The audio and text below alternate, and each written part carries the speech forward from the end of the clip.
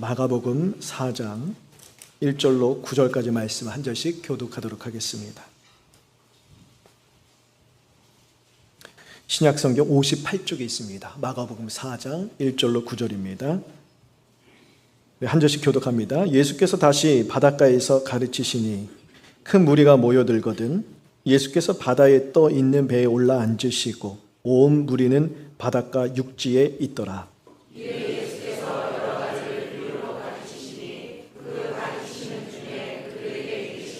들으라, 씨를 뿌리는 자가 뿌리러 나가서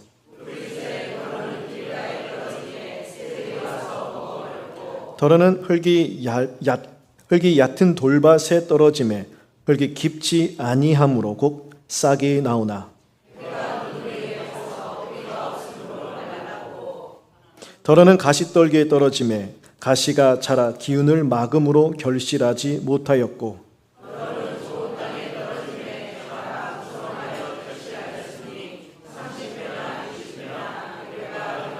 함께 읽겠습니다. 또 이르시되 들을 귀 있는 자는 들으라 하시니라. 앞으로 넘기셔서 마태복음 28장입니다. 마태복음 28장 18절로 20절까지입니다. 마태복음 28장 신약성경 52쪽에 있습니다. 마태복음 28장 18절에서 20절까지는 한 목소리로 읽도록 하겠습니다. 마태복음 28장 18절로 20절입니다. 우리 함께 읽겠습니다. 예수께서 나와 말씀하여 이르시되 하늘과 땅의 모든 권세를 내게 주셨으니 그러므로 너희는 가서 모든 민족을 제자로 삼아 아버지와 아들과 성령의 이름으로 세례를 베풀고 내가 너희에게 분부한 모든 것을 가르쳐 지키게 하라. 볼지어다 내가 세상 끝날까지 너희와 항상 함께 있으리라 하시니라. 아멘. 광고해 드린 대로 유바디 교육목회연구소 부소장 되시는 노현은 목사님께서 나오셔서 오늘 하나님이 교육하실 때라는 제목으로 그냥 말씀 전해 주시겠습니다.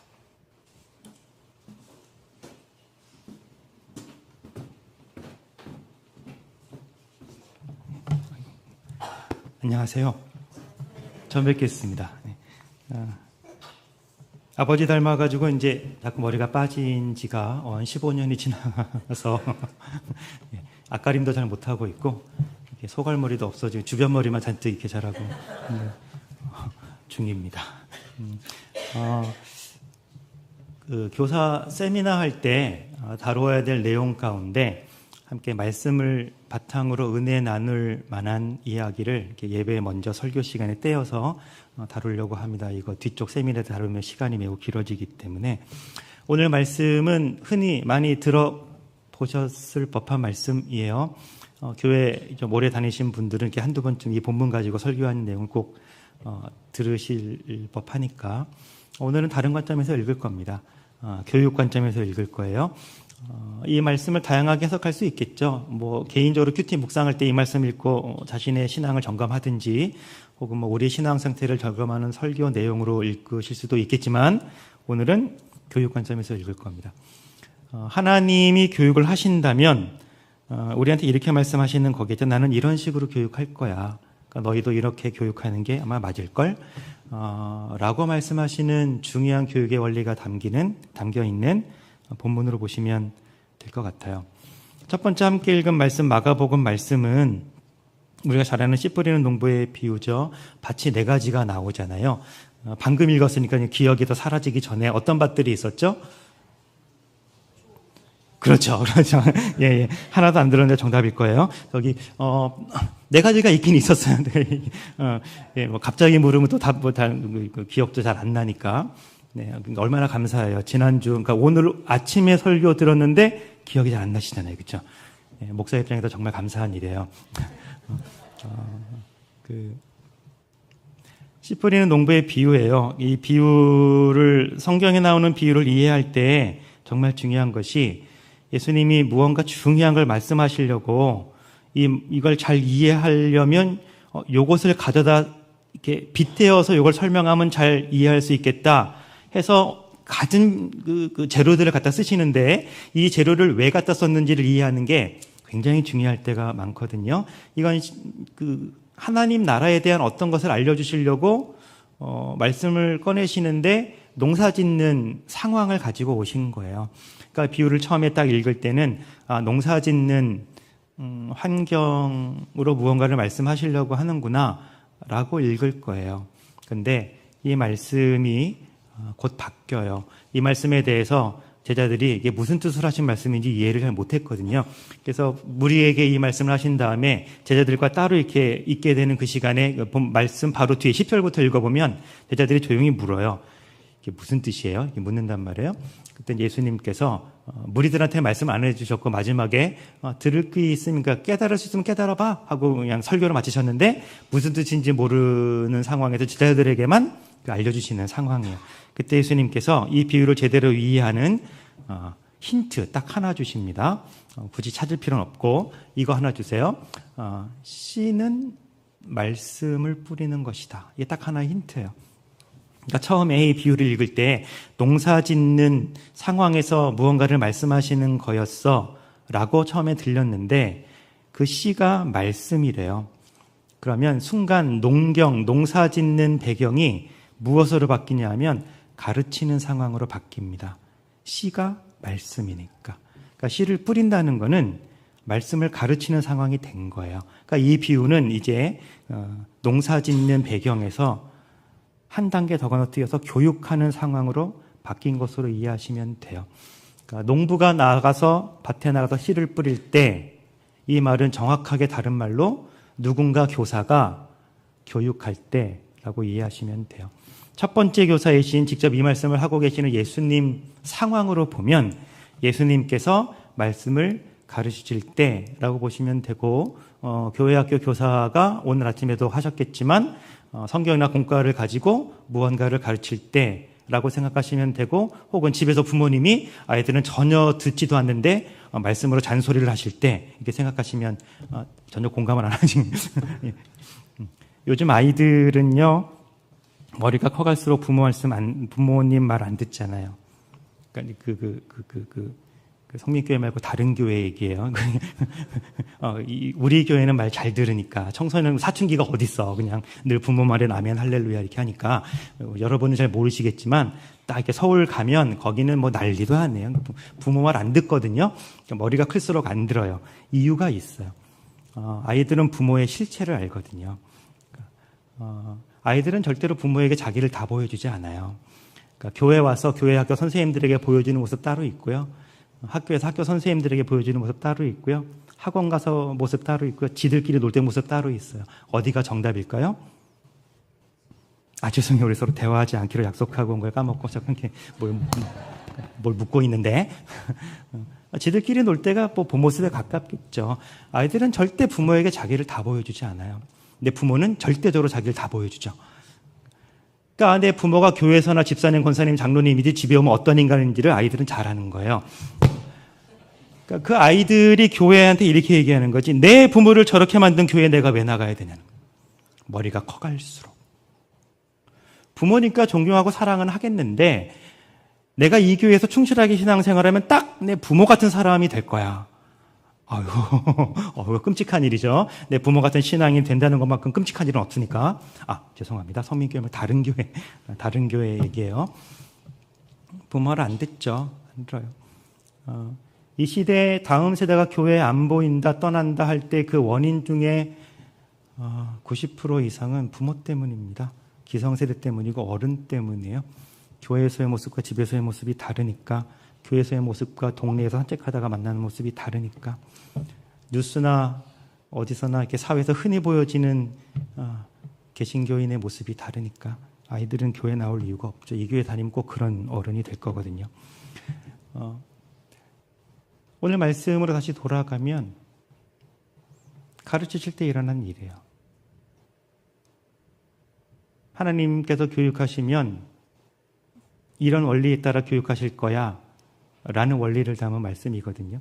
그러니까 이 말씀을 교육 관점에서 읽으면 우리가 이제까지 교회 다니면서 어떤 식으로 말씀을 대했든지 간에 전혀 다른 시각으로 말씀을 보게 될 거예요.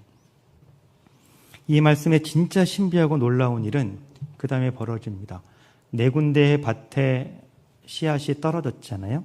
근데 하나님이 예수님께서 직접 본인이 지은 저자 직강하듯이 말씀을 전하셨는데 4분의 3의 교육 실패합니다. 원하는 열매를 얻지 못한 거예요. 하나님이 교육하셨는데 75%의 교육이 실패합니다. 한 군데에서만 열매를 거뒀어요. 그러니까 오늘 본문의 말씀이 다른 건 몰라도 교육에서만큼은 하나님은 일자 무식하신 분이다. 이걸 알려주는 말씀이냐? 그럴 순 없겠죠. 오늘 본문 말씀이 진짜 알려주는 의미는 뜻은 하나님이 원하시는 대로 하나님이 정하신 대로 교육하지 않으면 하나님도 교육할 수 없다라는 것. 일테면 이런 식일 거예요. 오늘 아침에 이제 교회 학교 우리 부서 활동 시작하려고 교사 경건에 모였는데 갑자기 예수님이 문을 딱 열고 들어오시는 거예요. 오늘 경건은 내가 인도할 거야. 오늘 예배 설교도 내가 할 거야. 분만 공부도 내가 인도할 거야. 그런 상황이에요. 거기 예수님께서 열심을 다해 교육을 하셨는데 4분의 3이 실패한 거죠. 하나님이 정하신 대로 하지 않으면 실패하는 거예요. 그럼 하나님이 정하신 원리가 뭐냐? 가장 중요한 원리가 뭐냐? 교육 얘기를 잠깐 할게요. 교육은 제가 그래도 한국교원대학교라는 곳을 나와서 이렇게 선생님 되겠다고 열심히 했던 때가 있었고, 공부 꽤나 했어요. 요즘엔 했던 때가 있었고, 그 다음에 이제 신대원을 바로 가가지고 신학교에서 기독교육으로 이제 석사 박사 다 하고 이제 교육에 대해서는 좀 알거든요. 좀 아는데, 아주 유명하신 분들보다 모르겠지만 조금 알아요. 조금 아는데 교육에 대해서 이렇게 아주 간단하게 얘기하자면 교육은 두 가지가 있어야 돼요. 말 그대로 교육이에요. 그러니까 가르치는 게 있어야 되고, 육은 끄집어내는 거, 육성하다는 뜻이거든요. 말에 따라서는 마치 교사가 이렇게 막 끄집어내는 것 같은 느낌이지만 교육에서는 그렇지 않아요. 그러니까 교와 육이 있고 이건 가르치기와 배우기가 있어요. 교육학에서 흔히 쓰는 말로 하면 교수와 학습이 있어요. 영어로 하면 티칭과 러닝이 있겠죠. 똑같은 말인데 이 가르치기, 교수, 티칭 이거는 선생님들이 해줘야 되는 거예요. 근데 배우기, 러닝, 학습 이건 학생들이 해줘야 되는 거예요. 선생님이 아무리 가르치고 싶어도 아이들이 배우려고 하지 않으면 교육은 발생하지 않아요. 아이들이 그렇게 배우고 싶은데 선생님이 가르치려고 하지 않으면 또 교육은 발생하지 않아요. 교육은 이 둘이 다 열심히 해줘야 발생하는 거예요. 교실에서 선생님이 아무리 열심히 가르쳐봐야 아이들이 그냥 학원에서 배우면 되지 이렇게 나는 어제 밤샘 피로나 풀난다 이러고 있으면 교육은 발생하지 않는 거죠. 부모님이 아무리 잔소리를 해봐야 아이들이 귀뚱으로도 안 들으면 그건 말 그대로 교육이 아니라 잔소리가 되는 거예요. 세상에서 제일 듣기 싫은 왼수의 말이 되는 거죠. 교육은 둘 다 해줘야 되는 거예요. 오늘 본문 말씀에서 하나님이 정하신 원리는 교육에서 정말 중요한 것은 씨가 아니라 밭이라는 거예요. 더 좋은 교사 훈련, 더 좋은 교육 환경, 교육 기자재, 더 좋은 공과, 교육 보조자료, 이게 다 씨예요. 현대 교육은 교회 교육이건 일반 교육이건 씨에 목숨 거는 교육입니다. 내가 이 좋은 학원을 보내느라고 이 좋은 선생님을 하느라 내가 얼마나 돈을 썼는지 알아? 씨 뿌리는 거예요. 아이들은 그것 때문에 질식해서 죽을 것 같은데 씨를 뿌렸으니 열매를 맺으라는 거예요. 그런 일은 발생하지 않아요. 아이들은. 기독교사가 있었어요. 자기 수업을 정말 잘하고 싶었습니다. 그래서 밤새 기도하면서 수업 준비합니다. 2022 개정교육과정, 요즘 이제 한때는 1차, 2차, 3차, 7차까지 나가다가 이제는 연도별로 교육과정이라는 이름이 이렇게 바뀌어가면서 나오잖아요. 최근에 이제 개정교육과정 나오면서 국어교과서만 해도 몇 종인지 모르겠어요. 그 전 교육과정에서는 국어교과서만 22종, 수학이 15종, 이렇게 교과서 종류도 되게 많거든요. 선생님이 자기 교과에 대해서 정말 하나님께 기도하고 서원하기를 잘 가르쳐 보겠습니다 하고, 참고서는 다 보고, 교과서는 다 보고, 정말 열심히 준비했어요. 그리고 다음날 정말 열심히 성실하게 가르쳤습니다. 물어볼게요. 그럼 이제 모든 아이들이 공부 잘하게 될까요?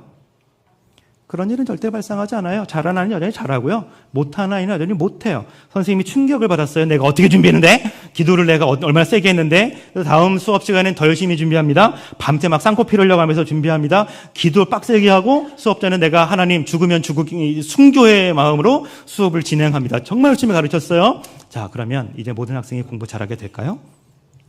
그런 일은 절대 발생하지 않아요.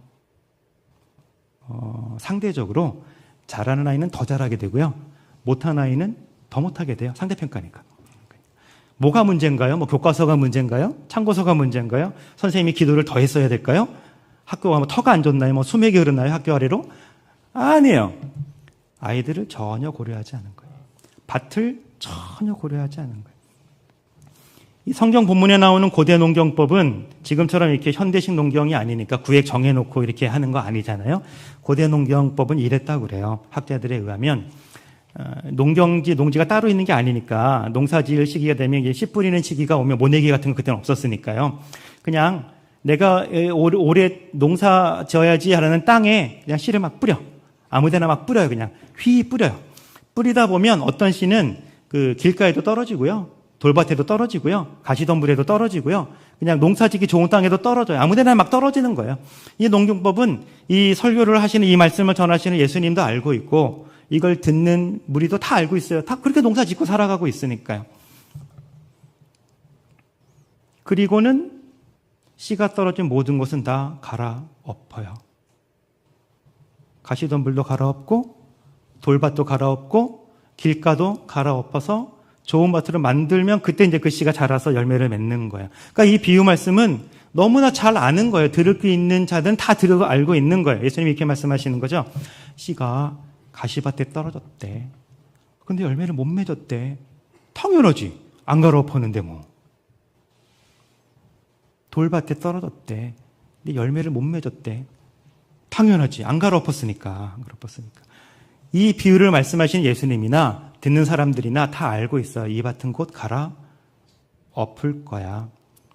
그렇지 않으면, 밭이 준비되지 않으면 씨는, 그러니까 열매는 못 맺을 거야. 다 알고 있는 얘기예요. 예수님이 그 말씀하시는 거죠. 교육이 그렇다는 얘기예요. 아이들을 전혀 신경 쓰지 않는 거예요. 우리나라 청소년 중에 뭐 이제는 뭐 퍼센트도 아니야. 그냥 10명 중에 10명은 다 자살을 생각해 봤다 그러죠. 비중이. 교회 다니는 아이들만 예외라고 생각하시면 안 돼요. 일반적인 통계가 그러니까 교회 다니는 아이들도 다 그냥 자살을 생각해 보셨다고 생각하면 돼요. 내 새끼는 절대 아니까 내 새끼는 절대 그래요. 모두 자살을 생각해 봤다고 생각하시면 돼요. 자살의 이유 중에 뭐 부동의 1위는 성적이죠. 학업입니다. 입시죠. 뭐라고 얘기하든 하여튼 공부예요. 지난 한 주간 내내 뭐 오늘 죽을까 내일 죽을까 다음 주에 죽을까 한 달 후에 죽을까 뭐 연탄가스로 죽을까 뛰어내려 죽을까 뭐 어떻게 죽을까 이 고민하다 교회 왔는데 교회 도착하자마자 선생님이 성경 쫙쫙 얘들아 안녕 한 주간 잘 지냈니? 오늘 뭐 하나님 이야기 할 거야 아브라함 이야기 할 거야 자기 얘기 그냥 잔뜩 그냥 막 쏟아놓고 시간이 짧으니까 공과 시간이 얼마 안 되니까 오늘 가르칠 건 10가지인데 그 시간은 없으니까 오늘 어느 것을 가르칠까 해가지고 한 5가지 추려가지고 열심히 퍼부은 다음에 얘들아 한 주간 동안 저녁에 기도할게 하나님이 널 지켜주실 거야 안녕 잘 지내 하고 보내는 거. 이 아이는 그 하나님 얘기가 그렇게 지긋지긋할 수가 없는 거예요. 교회 와봐야 내 얘기가 전혀 없는 거야. 한 주간 동안 내가 어떻게 이 풍진 세상을 살아왔는데 교회 와봐야 내 얘기는 전혀 없는 거야. 마음 둘 것이 하나도 없는 거죠. 교회 올 이유가 없죠. 내 부모 어른들은 그 모양이지. 교회 학교 와봐야 뭐 가르치는 내용이라는 게 전혀 거기에는 내 마음을 건드려줄 만한 게 하나도 없지. 교회 왜 와요? 교회 나오는 게 기적이죠. 교회 나오는 애들이 이상한 애들인 거예요. 자꾸 이제 오해할 것 같아서 성립교회 말고 다른 교회 얘기입니다. 다른 교회 얘기.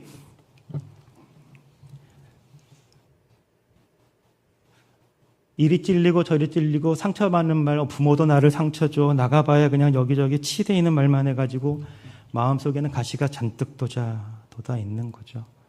이리 밟히고 저리 밟혀가지고 딱딱하게 굳어있는 주먹으로 맞고 말로 맞고 부모한테 맞고 아이들한테 맞고 학원 가서 맞고 돌이 잔뜩 들어와 있는 이 아이들한테는 성경을 아무리 씨 뿌려봐야 열매를 맺을 수가 없는 겁니다.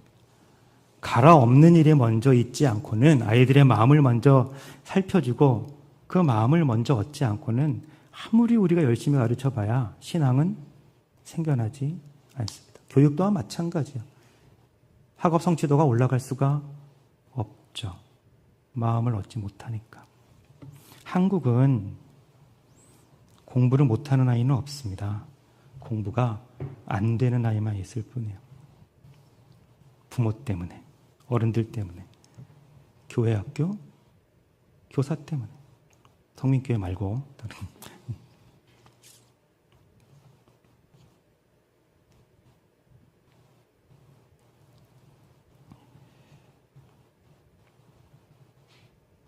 하나님이 명하신 교육의 원리, 밭을 먼저 봐야 되고 그 다음이 씨다. 씨가 좋아서 뭐 나쁠 게 뭐가 있겠어요. 씨는 좋을수록 좋겠죠. 근데 이 좋은 씨가 최악이 되는 경우가 딱 하나 있어요. 밭을 신경 쓰지 않을 때예요. 그러면 씨 때문에 밭이 질식해버립니다. 좋은 씨를 많이 준비해서 트럭채로 갖다 부어봐야 그 씨 때문에 아이들이 질식해 죽는 거죠. 요새 일본이 난리래요. 일본 정부가 난리래요. 이유는 청소년들의 자살률이 코로나 이후에 50%가 늘은 거예요. 일본 전체의 자살률은 계속 줄어들고 있는데 희한하게 정반대로 청소년의 자살률은 계속 올라가고 있는 거예요. 50%가 증가한 거예요. 한 해에 580명인가 넘는, 코로나 때까지만 해도 300명대였는데 500명대로 늘은 거예요. 그러니까 온 나라가 그것 때문에 떠들썩한 거예요. G7 중에 우리나라가 1등이라고. 여러분 더 놀라운 사실이 뭔지 아니까 OECD 국가 중에 한국이 부동의 1위예요, 자산이. 이미 뭐 여러 번 들어서 알고 있으시겠죠? 매해 세월호 한 척씩 사라진다 청소년 자살률 얘기해요. 세월호 한 척씩이 가라앉습니다라는 얘기를 종종 하고 있는데 지금 이제 두 척으로 늘어나게 생겼어요. 우리나라만 해도. 해마다 청소년들이, 그 이유 중에 대부분은 공부 때문이라. 요즘도 그러는지 모르겠는데 아주 안 좋은 교육의 상황이 있죠. 성적표가 나오면 아이들이 성적표를 받아가지고 부모님에게 갖다 드리는 거예요. 요즘도 학교에서 그러나요? 성적이 떨어지면 성적에 대해서 1등하는 아이들이 더 민감할까요? 꼴등한 아이들이 더 민감할까요? 그렇죠. 꼴등하는 아이들은 세상 샬롬이에요. 죽도록 편해요. 그렇게 편할 수가 없어. 올라가나 내려가나, 그렇지. 대학 갈 곳이 없어서 세상에 할 일이 없겠냐고. 이렇게 되게 편한데 1등하는 아이는 그렇게 무서울 수가 없어요. 조금이라도 성적이 떨어지면 그 아이는 학교에서도 죽고 집에 가서도 죽거든요. 1등한 아이가 있었어요. 성적표를 받았어요. 성적이 떨어졌어. 얘는 이제 죽음인 거야. 집에 못 가는 거지. 무슨 일이 벌어질지 이미 확증된 미래가 있기 때문에 집에 못 가는 거예요. 학원 갈 마음도 아니야. 그냥 학교 끝나고 학교를 뱅글뱅글 배회하기 시작하는 거죠. 어떻게 그거 갖고 가겠어요. 벌어질 일이 뻔한데. 어쨌든 학원 끝나는 시간은 다가오니까 어쩔 수 없이 이제 집에까지는 가는데 또 집 주변을 뱅글뱅글 배회하다가 공원 갔다가 어쩔 수 없이 또 엘리베이터 타고 올라갔다가 또 내려왔다가 또 올라갔다가 겨우 에스더의 용기를 내가지고 초인종을 눌러. 야, 한국의 어머니는 진짜 은사죠. 딱 문을 열면 팔짱 딱 끼고 내놔. 알고 있는 거야. 와, 선표를 딱 드려요. 성적이 떨어졌잖아요. 얼굴이 확 일그러지면서 나가 죽어라. 내가 이러려고 이 고생을. 이 엄마는 얘가 학교부터 여기까지 올 때까지 무슨 일이 있었는지 하나도 관심이 없는 거예요. 그 숫자, 이게 세 자리면 등수라면 한 자리면 좋겠는데 이거에만 관심이 있지 내 새끼의 이 상황이 전혀 관심이 없는 거예요. 나가 죽으랬다고 진짜 나가 죽은 아이들이 한 해에 세월호 한 척씩이라니까. 밭을 신경 쓰지 않으면 신앙은 생길 수가 없습니다. 학업 성취도 안 올라갑니다. 수월성 기대도 하지 마십시오. 밭이 먼저 신경 써줘야 돼요. 교회 교육은 더더군다나 그렇지 않겠습니까? 아이들의 상태가 먼저 아이들이 먼저 만져줘야 돼요. 갈아엎어줘야 돼요. 그 다음에는 나쁜 씨를 뿌려도 열매는 나와요. 이 30배, 60배, 100배라는 말이 와 100배래 우와 하지만 여러분 벽시 하나에서 100개 벽시가 열리는 건 흔히 있는 일이에요. 농사에서 그 하나의 벽시를 모내기에서 파종해서 뭐가 나오고 그럼 거기서 대부분 뭐 100개 같은 정도의 풍년이면 맺혀요. 안 맺히면 30이고 많이 맺히면 100이에요. 이건 기적이 아니고 흔히 있는 일이에요. 좋은 씨 상태가 안 좋아도 30은 맺힌다고요. 씨가 좋고 작황도 좋고 환경도 좋으면 100개는 기본적으로 맺혀요. 근데 하나도 못 맺는 경우가 있는 거예요. 하나도 못 맺는 경우가. 아예 열매 씨 자체가 안 나는 경우가 있는데 그게 밭이 준비가 안 돼요. 하나님이 정하신 교육의 원리, 하나님이 교육하신다면 난 이렇게 교육할 거야 라고 대놓고 말씀하시는 첫 번째 원리가 밭을 준비하라는 거예요.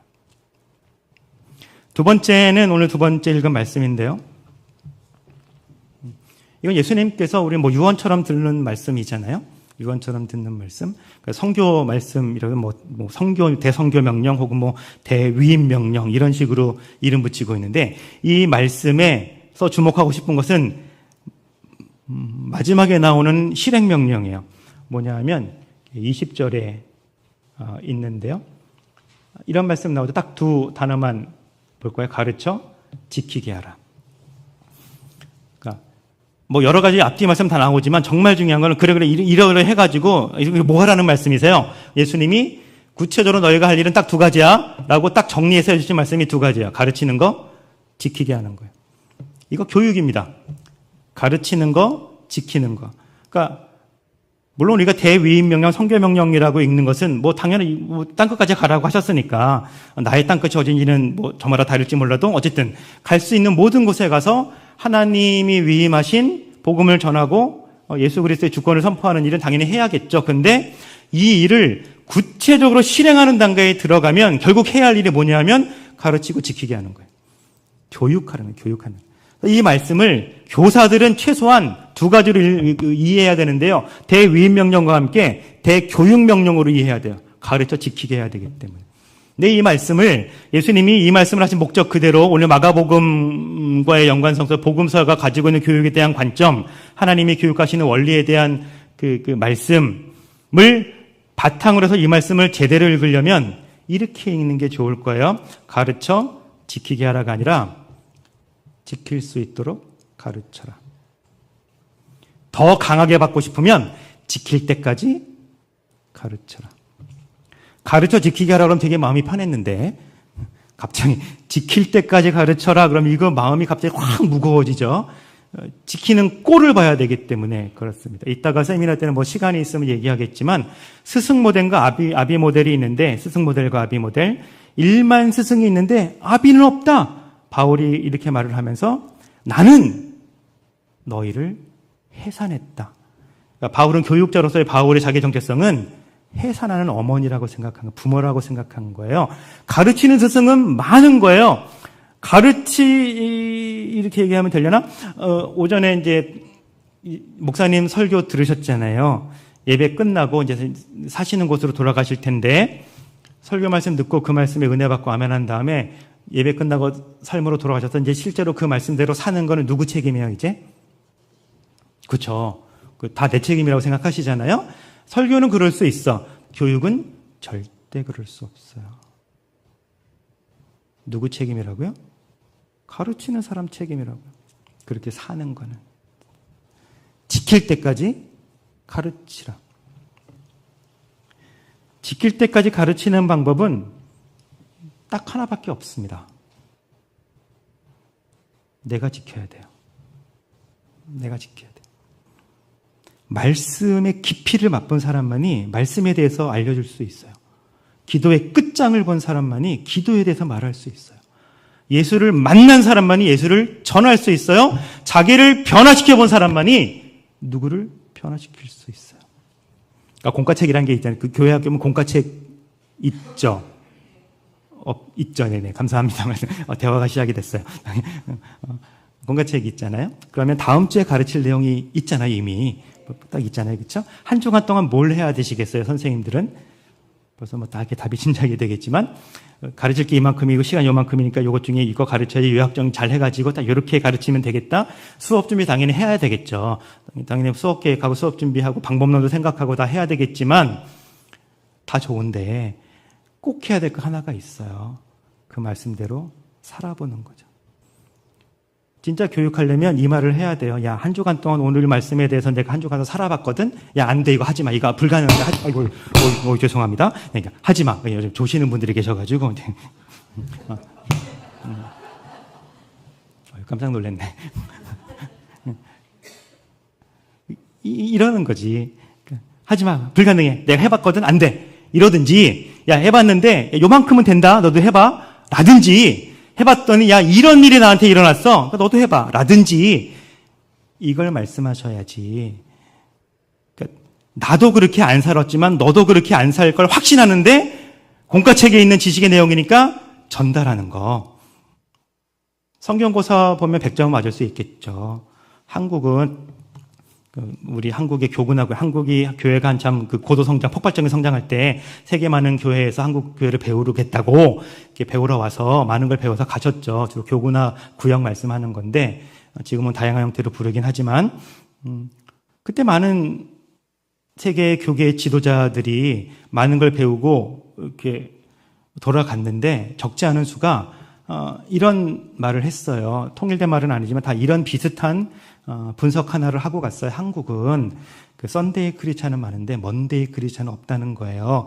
주일에는 교회에 신자가 가득한 것 같은데 월요일만 되면 신자가 빵명이 되는 거예요. 이런 기적이 매주 벌어지는 나라가 한국이다. 근데 성경고사 보면 100점 맞는 거지. 성경고사 1번 주일은 괄호치고 해야 한다. 괄호에 뭐가 들어가야 되겠어요? 주일은 주일은 지킨다.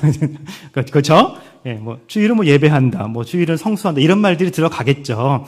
근데 성수 안 하시잖아요. 그렇죠? 다른 교회는 뭐 가족끼리 놀러 가면 놀러 가시거든요. 요즘 뭐 놀러 가서도 온라인으로 하면 되니까 뭐 달나라 가서도 예배할 수 있으니까 이제 간단 말이에요. 뭐 회사에서 나오라고 그러면 간단 말이에요. 국가 시험 있으면 시험 보러 간단 말이에요. 예배가 어디서 그냥 가는 거지. 알아. 시험 보면 답은 100점 맞아요. 근데 그렇게 안 살잖아요. 그렇게 안 살잖아요. 정말 학생들을 내 자녀를 변화시키고 싶다면 내가 할 수 있는 일은 딱 하나밖에 없어요. 가르치는 게 아니고요. 나를 변화시키는 거예요. 나를 변화시키는 거예요. 이거밖에 없어요. 교사가 학생에게, 부모가 내 자녀에게 해줄 수 있는 어쩌면 유일한 교육이나 선물은 나의 변화예요. 이게 자기를 한 6개월 동안 열심히 변화시켜가고 있으면 드디어 아이들이 콧방귀도 안 껴요. 한두 번 속나 저러다 말겠지. 근데 부모가 실망하지 않고 자기를 열심히 1년 동안 변화시켜가고 있으면 드디어 아이들이 들은 채도 안 해요. 이번엔 좀 오래 가네. 아랑곳하지 않고 그냥 2년이고 3년이고 나를 변화시켜가고 있으면 아무 소리 안 했어도 이거 또 아무 소리 안 했어도 그냥 조용히 따라하고 있는 아이들을 보게 될 거예요. 밭을 갈아엎는다는 거는 이걸 얘기하는 거예요. 지킬 때까지 가르치라. 나의 변화로 가르치라. 오늘 함께 나눈 말씀이고 요거와 관련해서 이제 한국 교회에서 벌어지고 있는 아주 중요한 교육적 흐름에 대해서 강론이나 디테일한 얘기보다는 오늘은 큰 틀과 흐름, 정말 중요하고 거대한 흐름 얘기할 거거든요. 그 얘기를 이후 세미나 때 하도록 하겠습니다. 오늘 함께 들은 말씀, 밭이 중요하다. 그리고 지킬 때까지 가르치는 교사 혹은 부모의 실천이 중요하다. 꼭 기억하시길 바랍니다. 기도하겠습니다.